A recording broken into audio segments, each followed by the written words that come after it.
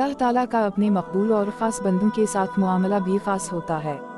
इन्हें कड़े इम्तिहानों और सख्त आजमाइशों से गुजरना पड़ता है और कदम कदम पर जंनिसार ये और तस्लीम व रज़ा का मुज़ाहिरा करना पड़ता है। नबी करीम सल्लल्लाहु अलैहि वसल्लम ने फरमाया है, हम नबिया अलैहिस्सलाम अपने अपने मकाम व मर्तबे के लिहाज से इम्तिहानों में डाले जाते हैं। हज़रत इब्राहीम अलैहिस्सलाम एक जलील अलक़दर नबी और रसूल थे, इसलिए आपको भी मुख्तलिफ आजमाइशों से गुजारा गया और आप हर आजमाइश व इम्तिहान पर पूरे उतरे। खुदाई के दावेदार बादशाह नमरूद ने आपको भड़कती आग में डलवा दिया, तब भी आपके कदम राह हक़ से न हटने पाए और आप सब्र व रज़ा का पैकर नजर आए। और जब अल्लाह ताला ने आपसे जान से ज़्यादा प्यारे बेटे की कुर्बानी तलब की, तब भी आपने हक़ ताला की मर्ज़ी व मंशा के आगे सर झुका दिया। सब्र अजीम का ये वाक़या कुरान करीम में मौजूद है। हज़रत इब्राहीम अलैहिस्सलाम ने ख्वाब देखा, अल्लाह ताला आपसे आपके महबूब बेटे हज़रत इसमाईल अलैहिस्सलाम की कुर्बानी तलब कर रहा है। ये ख्वाब आपने मुसलसल 3 रात देखा। नबियों और रसूलों का ख्वाब सच्चा और वही इलाही होता है। हज़रत इसमाईल अलैहिस्सलाम इस वक्त कमसिन लड़के थे। हज़रत इब्राहीम और आपकी अहलिया मोहतरमा बीबी हाजरा बहुत ज़ईफ़ हो चुके थे, मगर कोई औलाद ना थी। आपने अल्लाह ताला के हुजूर बहुत अरसे तक औलाद के लिए दुआ की थी, जिसके बाद हज़रत इसमाईल अलैहिस्सलाम की सूरत में अल्लाह ताला ने औलाद की नेमत से नवाजा था, मगर अल्लाह ताला अब उसी महबूब बेटे की कुर्बानी तलब कर रहा था। ये अंदाज़ा करना मुश्किल नहीं कि ऐसे बेटे से बाप को किस कदर मोहब्बत होगी, मगर बात अल्लाह ताला की रज़ा और खुशनुदी की थी, जिसमें चुनचरा और अगर मगर की कोई गुंजाइश नहीं हुआ करती। आप अल्लाह ताला के हुक्म की तमील करने पर आमादा हो गए, मगर बात सिर्फ आपकी रज़ामंदी की नहीं थी।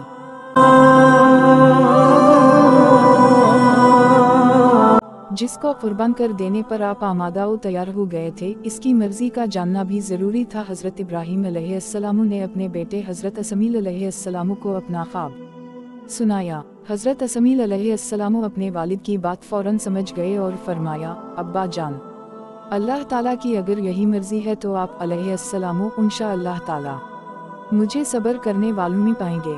हज़रत इब्राहीम अलैहिस्सलाम ने बेटे को गले से लगा लिया। अगले रोज़ दोनों बाप बेटे घर से निकले और दूर एक पहाड़ी पर जा पहुँचे। हज़रत इब्राहीम अलैहिस्सलाम ने अपने लखत जिगर हज़रत इसमाईल अलैहिस्सलाम को एक चट्टान पर लटाया और तेज़धार छुरी संभाली। हज़रत इसमाईल अलैहिस्सलाम ने बाप के हाथ में हल्की सी लर्जिश देखी तो फरमाया, अब्बा जान, पहले मेरे हाथ पाँव अच्छी तरह रस्सी से जकड़ दीजिए, फिर अपनी आँखों पर भी पट्टी बांध लीजिए, ताकि ज़बा का मंजर देखने और मेरे तरपने से आपके हाथ में लर्जिश ना आ जाए। हज़रत इब्राहीम अलैहिस्सलाम ने बेटे की बात पर अमल किया और अभी गर्दन पर छुरी चलाने ही वाले थे कि अल्लाह रब्बुल इज़्ज़त की तरफ से आप पर वही नाज़िल हुई। अल्लाह ताला ने फरमाया, ए इब्राहीम, हाथ रोक ले, तूने अपना ख्वाब सच कर दिखाया। बेशक ये इंतहाई सख्त और कठिन आजमाइश थी, जिसमें तो पूरा उतरा। अब बेटे को छोड़ और ये जो तेरे पास मेंढा खड़ा है उसको ज़बा कर, हम नेकूकारों को उसी तरह नवाजा करते हैं। हज़रत इब्राहीम अलैहिस्सलाम ने वही इलाही सुनकर आँखों से पिटी खोल दी और पीछे मुड़कर देखा। झाड़ी के करीब एक मेंढा मौजूद था। आपने अल्लाह ताला का शुक्र अदा किया और इसे ज़बा कर दिया। प्यारे बच्चों, यही वो कुर्बानी है जो अल्लाह ताला को इस कदर पसंद आई और ऐसी मकबूल हुई कि उसने रहती दुनिया तक इस कुर्बानी को मिल्लत इब्राहीमी मुसलमानों का शियार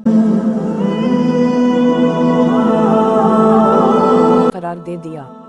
यह कुर्बानी हर इस्लामी साल के आखिरी महीने ज़िलहिज्जा की 10 तारीख को दुनिया भर में अल्लाह तबारक व ताला के हुजूर पेश की जाती है और हर मुसलमान पर जो इसकी इस्तिताअत रखता हो फ़र्ज़ है। हम इस दिन को ईद अल अज़ही, बकर ईद और बड़ी ईद के नाम से जानते हैं। इस वाक़े का ज़िक्र कुरान करीम की सूरत अल-साफ़ात आयत 100 में किया गया है।